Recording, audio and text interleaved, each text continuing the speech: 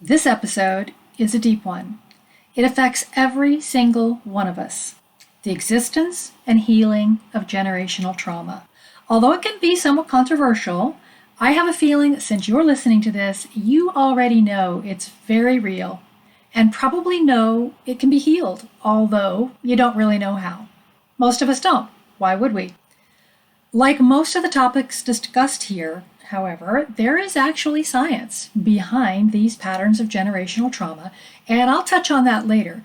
Science is always demonstrating more and more of what the ancient mystics already knew. It's more important, though, that we understand how to release it than the science behind it, so we have a lot to cover. And I'm going to run out of time if I don't get at it, so I'm going to jump right in here.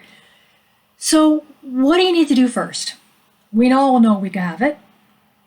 So what do you need to do? Identify the patterns to clear. Obviously, right? If your conscious or subconscious started processing this after the prompt from last week's episode, what patterns in yourself or your family came to your awareness? Because, some patterns, they carry more serious social implications than others. But any behavior impacting your ability to live the life you came here to do is likely needs to be released. It has no purpose for you. Here are just a few things to consider if you're having a little trouble. Most of us don't have that much trouble, but look at your family history. Things like physical or emotional abuse, sexual abuse, suicides. Statistically, once one person in a family chooses the route of suicide, there are more in the same family. Patterns of addiction, abandonment issues, lack of physical or emotional support, inability to show love or say it, excessive relocations, harmful or limiting beliefs around work, love, money, self-worth, personal value, what you deserve and why or why not, health issues and disease. These are just a few of the possibilities of things that could recur throughout family lineages. Understanding what needs to be healed and what can be healed at this time is critical. It can all be healed, but sometimes healing things in a particular order when there's a readiness for that healing can be a factor to the ease of success.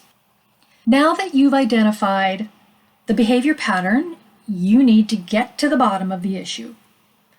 Remember that just like in other human interactions, sometimes what appears to be the obvious problem may not be what needs to be addressed first. It may be a symptom of an underlying issue. Like when a woman gets angry because you're late for dinner. Is it usually really the reason she's mad? Nope, I guarantee you there's a deeper issue you need to solve, or it'll just keep rearing its ugly head. Like, maybe she's interpreted your actions to mean that you don't value her time or her at all. Or maybe something else, but there's definitely more to the story. Healing ancestral trauma is no different. The goal may be, for example, to heal the pattern of emotional neglect. But to do this, you may need to understand the cause of the original emotional withdrawal that then caused someone to feel neglected. That feeling was an interpretation, not necessarily reality. In this example, it may have started with just one ancestor who crawled into an emotional shell when someone interpreted that in a certain way. That interpretation became a belief and was carried forward into their behavior and to another generation who may have had a different interpretation of that behavior. So the same root event can be expressed in different symptoms and beliefs over time. Maybe one interpretation normalized the behavior, carried it forward as just the way life is, the way love is, the way relationships are. It's the way things are supposed to be. Another one perhaps internalized that parental withdrawal as an indication that they were unworthy of love.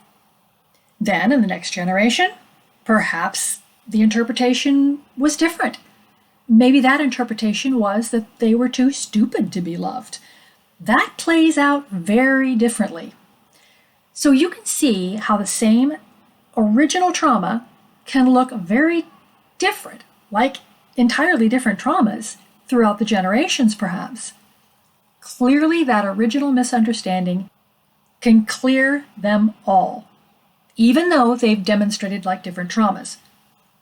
In our example, the original event that played out like emotional withdrawal might have actually been a parent simply trying to be protective.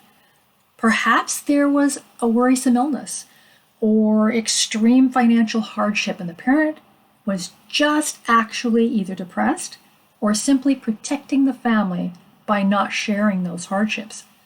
They looked like withdrawal. You may need to be a bit of an investigator, and a pretty darn good one, to get to the truth. Or you can use my simpler method, because I always have a good, easy way. But whatever that ultimate truth, I find it almost always based on a misunderstanding or a misinterpretation. Often, a child who simply did not yet have the capacity or life experience to really understand the situation. The ancestor who started this really wanted it to be misunderstood? Absolutely not. Do you also think it's possible that their soul has suffered watching this perhaps simple misunderstanding and how it has so dramatically affected their loved ones year after year, decade after decade, maybe even century after century? It's been all the more heartbreaking that there's been nothing they could do from the other side to resolve it. How would you feel if you looked back and found that something you did that was actually meant to protect your family was misunderstood in a way that caused them great harm, not only to your children, but that continued to your grandchildren, your great-grandchildren, with no end in sight? Chances are they have been desperately waiting for the opportunity to make it right. You are that opportunity they have been waiting for. And you will not need to convince the right ancestor to help you, believe me. Not only that, we often reincarnate in the same soul group, meaning that a mother may return as a grandson or a father as a great-nephew, etc. You could be the ancestor you've been waiting for. It might have been you. You have awakened to the point of finally being able to resolve this, and you've found the help and support to accomplish it. So don't turn your back on your family group. They're counting on you.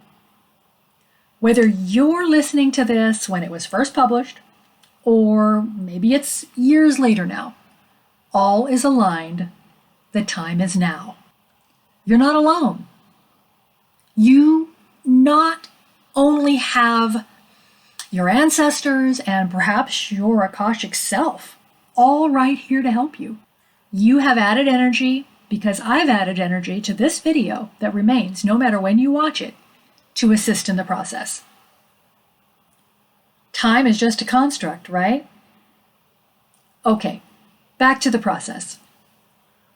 If you're working through recent traumas or things you already know how to divine the answer to, great. If not, before you start feeling overwhelmed, don't worry. I'm going to cut through it all and make it easy, so stick with me. I didn't say it'd be easy. After all, if it were easy, someone would have done it long ago, right? Many things need to happen to be successful. It takes desire, insight, skill, compassion to be successful, and most importantly, you need the right tools. But the healing results are well worth the effort. What would you do to save your children and grandchildren from this kind of trauma? The things you've gone through in your life. Anything, right? Anything. You can do this with a bit of guidance and a valuable tool, which you'll get here, and some help from your ancestors, who, by the way, usually want this healed even more than you do. They've been waiting with great anticipation for someone to come along who could do this. Yep, it's you. I'm going to make this extremely easy. Believe me. The first thing I'm going to do is to make it easy for you to cut to the chase and tell you how to easily find the thing that needs your attention first. Make the following statements to yourself and notice your internal reaction. I'm not important. I'm not good enough. People are not interested in what I have to say. I'm stupid. I'm a monkey. Okay, now you were supposed to repeat them, so repeat each one. Doesn't have to be out loud. Well, your internal spidey sense reacted differently to each one of these statements, didn't it? Questions like these can help you determine which beliefs are impacting you.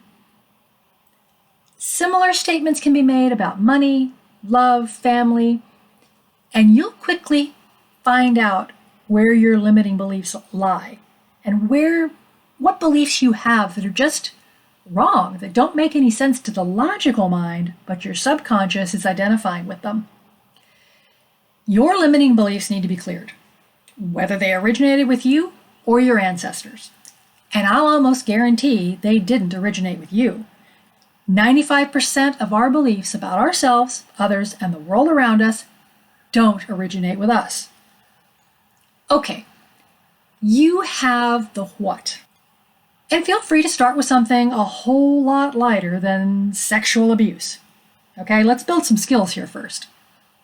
All right, next, you need the when. When did it start? If you know, great. But honestly, you probably don't, even if you think you do. You can spend years in therapy, or a faster approach would be a current or past life regression using hypnosis, meditation, any of the various forms out there. You can do this with other methods too, including plain old intuition. But intuitive hits are often fleeting and easily misconstrued as wishful thinking. But there is an almost instant way to know. There's a useful tool that actually moves in a tangible way, giving you more confidence while you're developing that greater level of intuition. If you know me at all, then you know what I'm referring to. And everyone said, yep, grab your pendulum and the charts that I've created and linked to this post that are on the website waiting for you. If you don't dowse, it is past time you learned, and you'll find things on that website to help you with that as well. Seriously, with your trusty pendulum, figuring out when all this started, or anything else for that matter, is easy. Let's get to the doing of it. Many of you already know how to do this, so I won't take the time to demonstrate it live here, but if you want access to an upcoming video of me actually demonstrating how to use the chart and get these answers, sign up on the website, links below, and you will be notified when it's ready. You know the what, you know the when. Oh, wait, are you still stuck on the what? Well, guess what? I have a chart for the what too, so go get it. And let's get this done. No more excuses. It's time to heal. All right, call in the ancestors. One or more, call them in. Connection with the appropriate ancestor is critical. That's the one or more who has the information you need to accomplish the task at hand. And the one who has done the work to know what to do to heal and who's willing to help. Your focused intent is to call in, ideally, the one where the trauma started, but it's not necessary.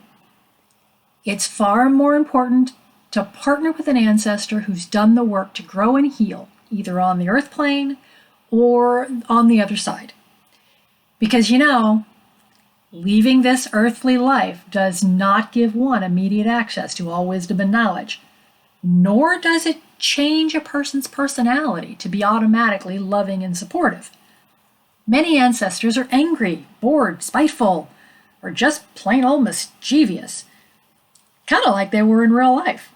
Well, it's all real life, but on earthly life, many who return from NDEs, that's near-death experiences, report that rather than a judgment day, as many religions would try to frighten people with, the transition process includes more of a life review.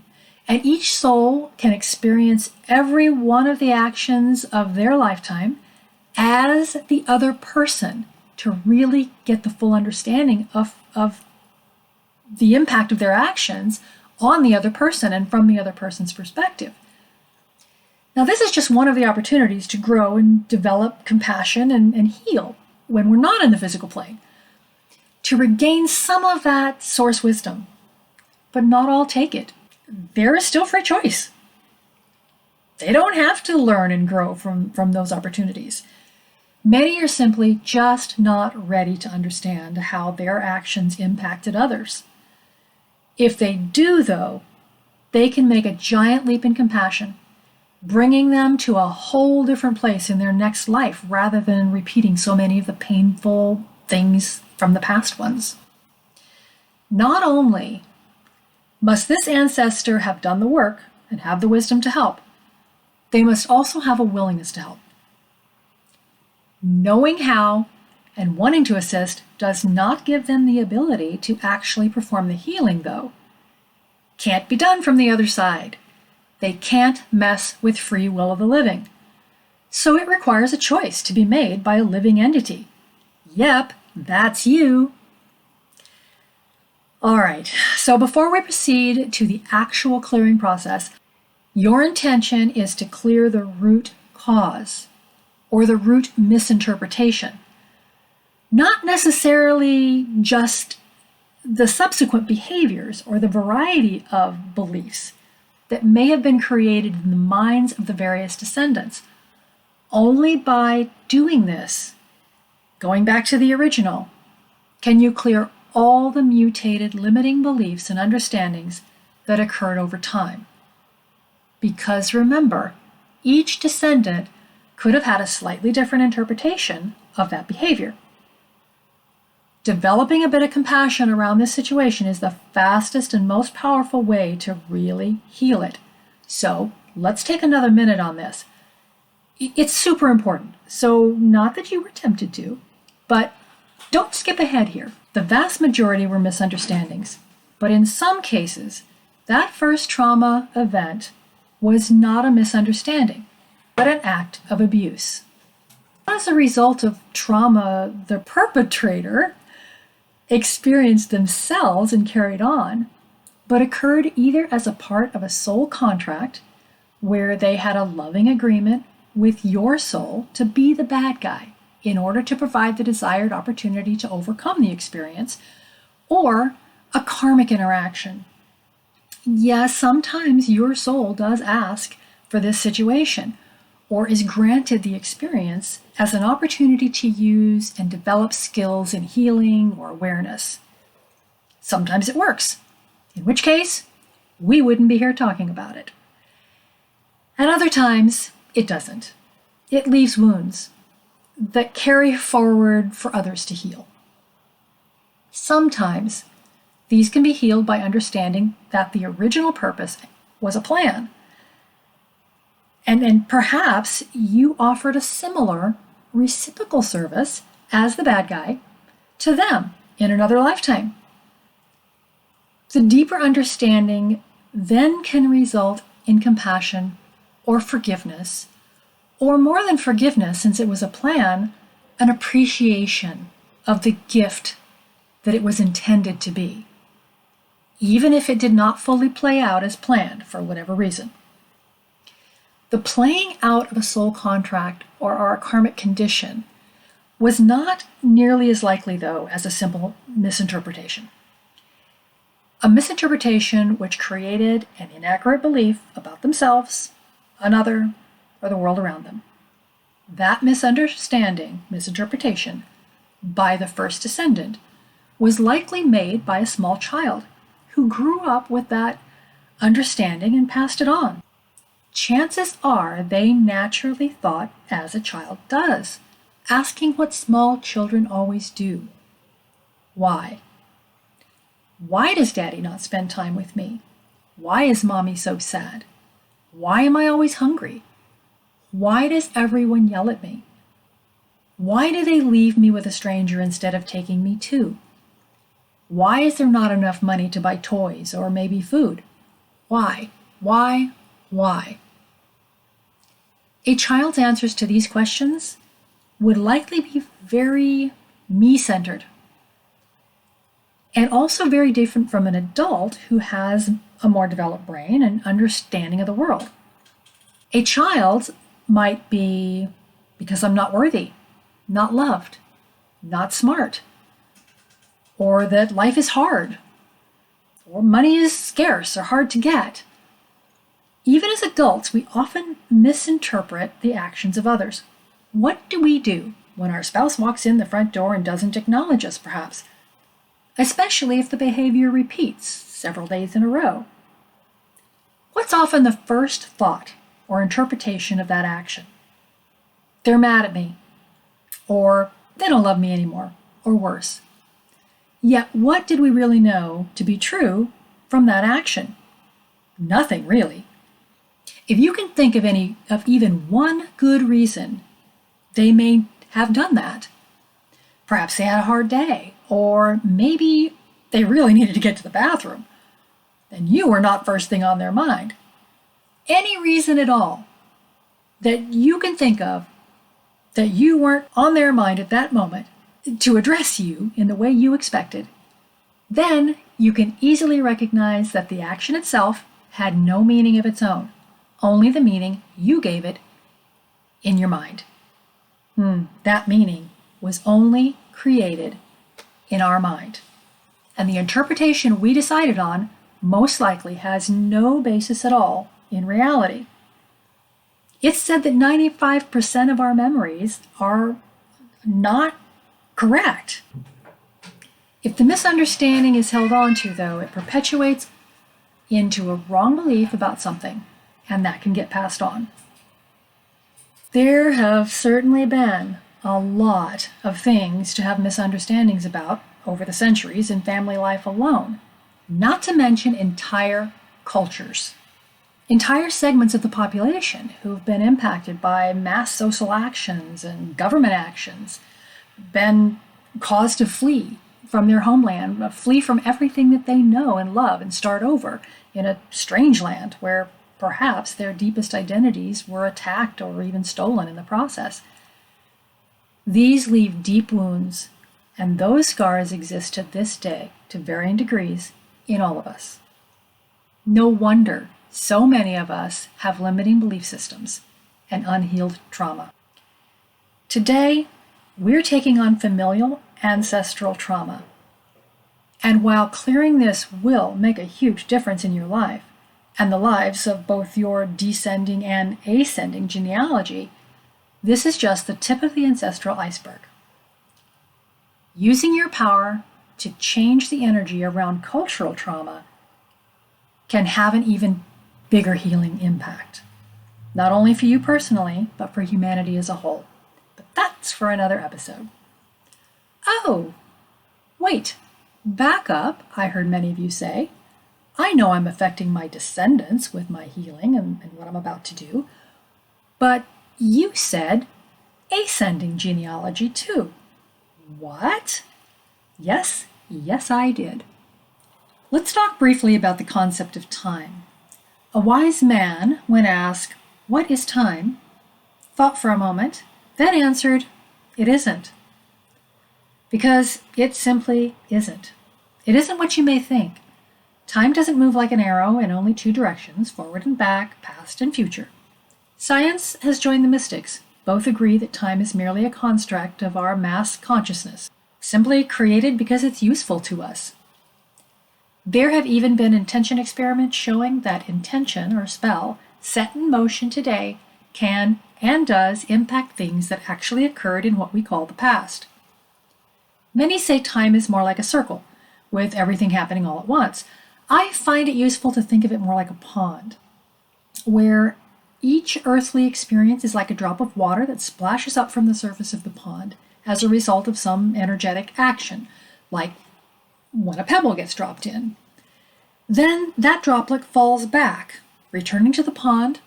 The memory of everything it experienced while separated from the wholeness of the pond has an energetic vibration that can be distinguished as a particular color or vibratory rate when there's a need to do so or a benefit in doing so, but mostly it's like when you add more salt to the soup. Where's the salt? What did that added salt bring to the soup? It's in there with everything else. It affects the potatoes and the carrots and everything else too that was added either before or after the salt. So to make a change to the pot or pond of the soul can shift any aspect of it, with no such thing as past or future. It's also believed by many that your lifetimes are non-sequential. No past, no future. So no past lifetimes, no future lifetimes, just lifetimes. And they occur in whatever environment is most likely to create the conditions you want to experience. The general rule has been that each lifetime begins with what we need to know to accomplish that lifetime's objective. But many of us have drawn from knowledge of other lifetimes on occasion as the need arose during this lifetime, and I believe that given the energetic changes of the recent years on the planet, we will be able to consciously choose what to bring in the next time. We won't start with a clean slate, so to speak. Even if we want to continue expanding from our current level of knowledge, rather than learning it all over again, let's start with the ability to talk and walk. Why do we have to learn that all over again every single time? It's not useful necessarily to the process. I think next time we can come in knowing those things almost immediately, if we choose. But that's for another episode. It's getting late, so let's get this finished. If you're not comfortable with pendulum dowsing, you can certainly use a more standard spellcasting method. But for me, unless there's a distinct benefit or advantage to the drawn-out ceremony or ritualistic method, and sometimes there is, I like the fast and efficient. I just want the results. With your what, if you know it, and your when clearly in your mind, you've called in the appropriate ancestors to help, and yes, there's a chart for that too. Run along now, go get it. I generally start by asking, to what degree is my lineage being impacted by the issue? Look on a scale from 0 to 10. You need a baseline, or at least it's helpful to have one. So that number will likely to be over 7. But if it's less than 3, then ask if there's something more impactful you need to address first. Once you have arrived at the most impactful issue that you need to be clearing right now, you're holding up your pendulum and allowing it to swing in a circular motion, with the intention that you and your ancestors are clearing the original and all the related misunderstandings from all those affected, replacing that with the wisdom and the ability to interpret those actions and behaviors in a different, more beneficial way. Allow the pendulum to continue circling until all the misunderstandings have been cleared. Now, this could take several seconds or several minutes. Sometimes it feels like these things go on forever. But when it stops, ask, to what degree is my lineage now being impacted by this issue on a scale of 0 to 10? That reading should be 0, or at least considerably less. If the number is not 0, ask if more can be cleared at this time. If yes, perform the clearing again in the same way and retest the new level, repeating until 0 is reached. If no is your pendulum's answer, use the time chart and determine when you'll be able to clear more or the rest. And if you can put additional clearing into the ethers, into the universe, to be implemented automatically when the time is right. Let's do this the easy way, if it's possible. If this is the case, recheck periodically and assure that your clearing has been implemented by the universe, or ask more questions, or if there's anything else that you can do to speed up the process. By the way, if you don't have a time chart, yes, you can get one, website, hello, or you can simply ask yes or no questions like, Should I clear again in less than a week, more than a week, more than a month? Narrow it down as best you can with yes or no questions. Whether you use the traditional spellcasting method or this simplified pendulum clearing method, when you're finished, take a few moments to really appreciate the power of the results. You made a difference. Celebrate with your ancestors and all those to come as well. See the hundreds, even thousands of ancestors and descendants all rejoicing because they will not have to deal with this emotional baggage. You've cleared it. They won't have to deal with it now, and they won't have to deal with it then when they return in a subsequent lifetime further down the lineage. Clearing ancestral trauma is too important. So if you're not comfortable using a pendulum for this purpose, write a traditional spell. Those can be fun too, and obviously very effective. If you need more guidance with this, reach out to me via the website for help. I'm here. I want you to solve this. The solution to our future happens with us. Make this time of Samhain, when the veil is thin, a time for honoring the ancestors like never before. And you are your own ancestor. So until next week, live using and believing in the power of magic.